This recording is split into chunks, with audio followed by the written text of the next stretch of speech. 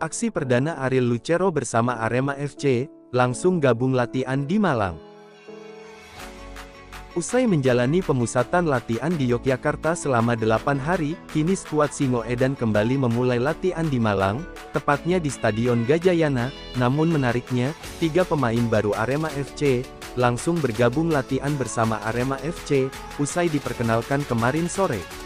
Salah satunya playmaker asal Argentina, Ariel Lucero. Ariel Lucero tampak sudah terlihat dalam sesi latihan Arema FC tadi pagi, di Stadion Gajayana, Malang. Selain Ariel Lucero yang diperkenalkan kemarin sore, Arema FC juga memperkenalkan 2 pemain lokal baru, yang diisi oleh Mikael Tata dan Ashraf Kufron.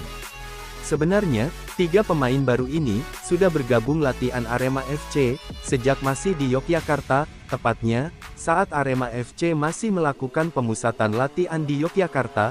3 pemain ini belum diperkenalkan ke publik, namun sudah diketahui, kalau mereka bergabung latihan bersama Arema FC. Skuad Arema FC, saat ini sedang menjalani latihan serius di Malang, sebelum turun di Liga 1 nanti, di mana BRI Liga 1, direncanakan, akan dimulai pada tanggal 1 Juli tahun 2023, saat ini, skuad Arema FC bisa dikatakan belum komplit.